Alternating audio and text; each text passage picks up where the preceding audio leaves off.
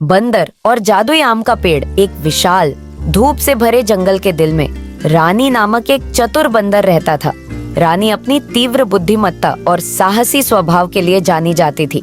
एक बेहद गर्मी के मौसम में जंगल में एक भयानक सूखा पड़ा, जिससे नदियां सूख गईं और फलदार पेड़ मुरझा गए। जानवर चिंतित हो गए क्योंकि भोजन की कमी हो गई थी और सभी को खाने के लिए पर्याप्त भोजन पाने में कठिनाई हो रही थी। कठिन परिस्थितियों के बावजूद रानी आशावादी रही और जंगल में गहराई तक जाने का निर्णय किया, यह मानते हुए कि भोजन का कोई स्रोत ऐसा होगा जिसे अब तक छुआ नहीं गया हो। पूरे दिन की खोज और घने झाड़ियों के माध्यम से नेविगेट करने के बाद उसने एक छिपी हुई बागान खोज ली, जिसे उसने पहले कभी नहीं देखा था। बागान के केंद्र में एक शानदार आम का पेड़ खड़ा था। उसकी शाखाएं रसदार और सबसे चमकदार आमों से भरी हुई थीं, जिन्हें रानी ने कभी नहीं देखा था। आश्चर्यजनक रूप से पेड़ सूखे से अप्रभावित लग रहा था। उसके पत्ते हरे और हरे थे।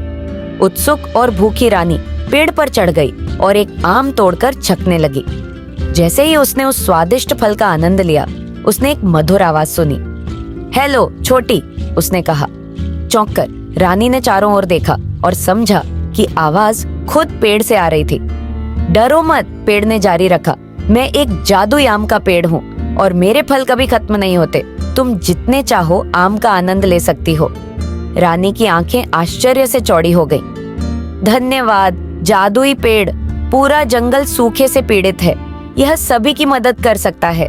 पेड़ ने दयालुता से उत्तर दिया। यह सही है, लेकिन याद रखना मेरी प्यारी, जादू का उपयोग समझदारी से किया जाना चाहिए। फल उन लोगों के साथ साझा करो जिन्हें वास्तव में इसकी जरूरत है, और इस उपहार का उपयोग जंगल को फिर से फलने फूलने में मदद करने के लिए करो। रानी ने समझदारी से सिर हिलाया, यह महसूस करते हुए कि अब उसके पास कितनी बड़ी जिम्मेदारी है।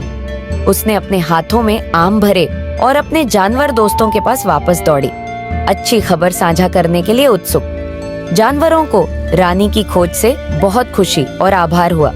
जब उसने आम बांटे तो उसने उन्हें पेड़ के जादू और उसके अनुरोध के बारे में बताया कि फल को समझदारी से उपयोग करें।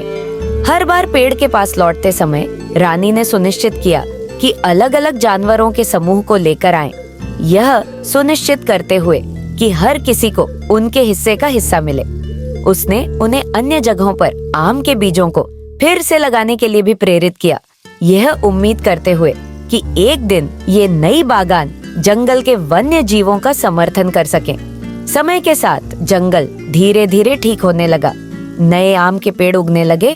उनकी जड़ें पानी के लिए धरती में गहराई तक जा रही थीं। जानवर मिलकर युवा पेड़ों की देखभाल करने लगे, यह सुनिश्चित करते हुए कि वे मजबूत और स्वस्थ बने।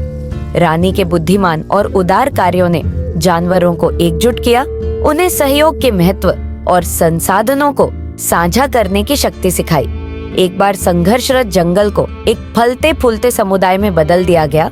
उसके जानवर साझा अनुभव से जुड़े हुए थे, और इस तरह रानी और जादुई आम के पेड़ की कहानी पूरे जंगल में फैल गई। सभी को उदारता के महत्व और एक सोच समझकर किए गए कार्य का एक पूरे समुदाय पर प्रभाव पड़ने की याद दिलाने लगी।